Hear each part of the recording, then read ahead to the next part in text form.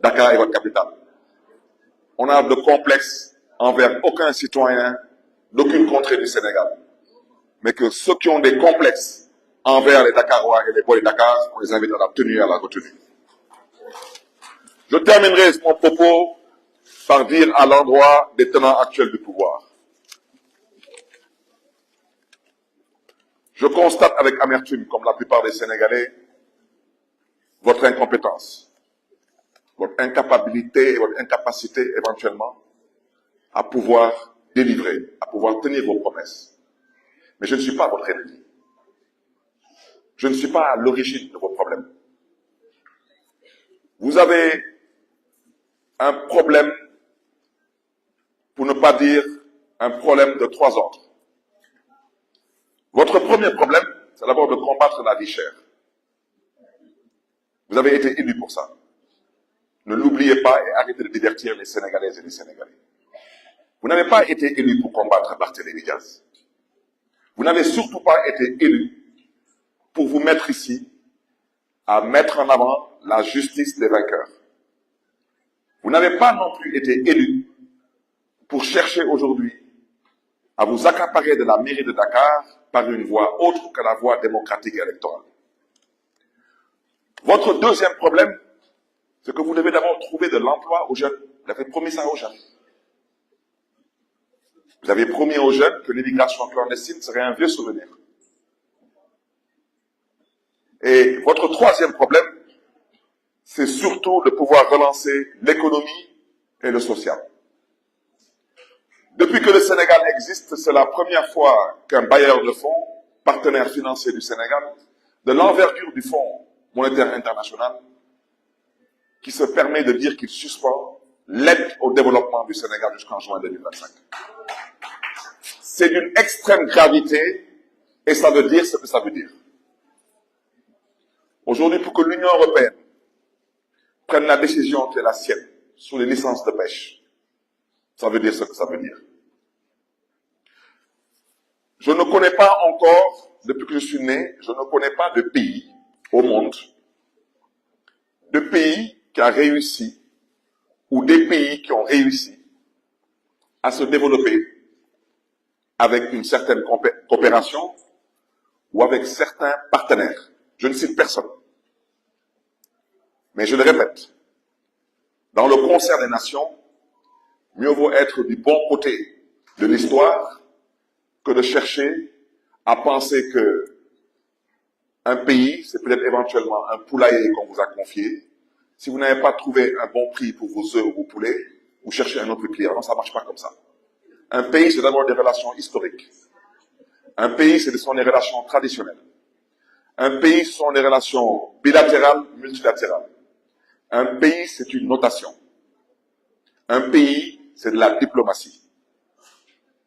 Et le Sénégal, pendant des décennies, toutes générations confondues, ont eu à travailler pour que le Sénégal soit aujourd'hui l'un des pays les plus respectés et les plus respectables en Afrique et dans le monde.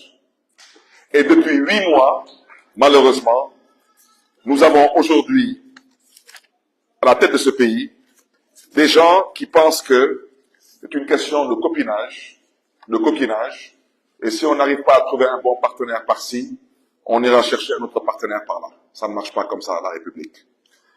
Et je voudrais surtout dénoncer et leur répéter, votre problème, c'est pas Barthélémy Diaz.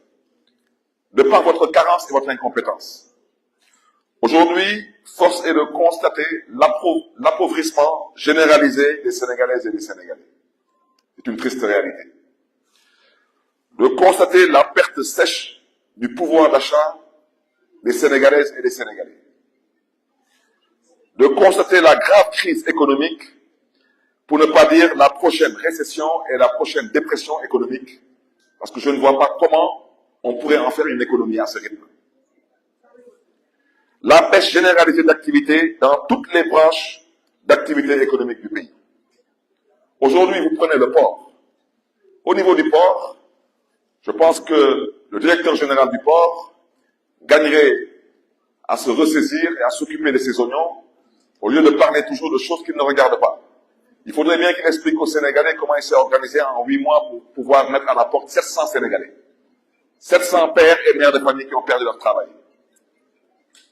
Aujourd'hui, il faut que ce directeur général du port vous explique comment le port a pu enregistrer aujourd'hui quasiment 40% de baisse d'activité. Aujourd'hui, je ne parle même pas de l'effondrement du carnet de commandes. Vous pouvez interpeller aujourd'hui le patronat, ils vous diront. Interpeller aujourd'hui l'ordre des notaires, ils vous diront. Les notaires, ils gèrent le foncier. Ils vous diront depuis 8 mois s'ils sont en train de faire des enregistrements ou pas. Quand vous arrivez au pouvoir, vous commencez à menacer le milieu du BTP. Aujourd'hui, le BTP, c'est quasiment 20% de chute d'activité. Vous n'avez pas été élu pour ça. Et je pense aujourd'hui que les tenants actuels du pouvoir devraient aussi surtout comprendre que l'une des raisons pour lesquelles ils sont là et qui nous intéressent tous, c'est le panier de la ménagère. Et ce que je suis en train de dire, ce ne sont pas des chiffres que j'invente. Ce sont les statistiques de l'ANSD 2024. Et tout le monde peut retrouver cela sur Internet. Depuis 8 mois, le riz a augmenté de 15%. L'huile a augmenté de 20%. Le pain a augmenté de 10%. Les fruits et légumes ont augmenté en moyenne de 40%. Les produits laitiers ont augmenté en moyenne de 30%. Ce ne sont pas des chiffres que j'invente. Chers tenants actuels du pouvoir, occupez-vous des problèmes des Sénégalais et lâchez-moi les baskets.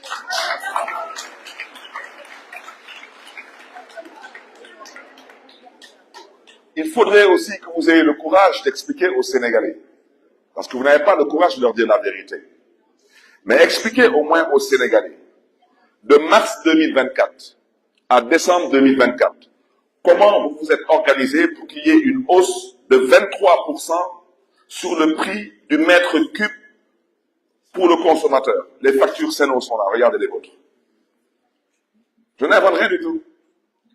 Chers tenants actuels du pouvoir, pouvez-vous expliquer aux Sénégalaises et aux Sénégalais par quelle alchimie vous vous êtes organisé pour que de mars 2024 à décembre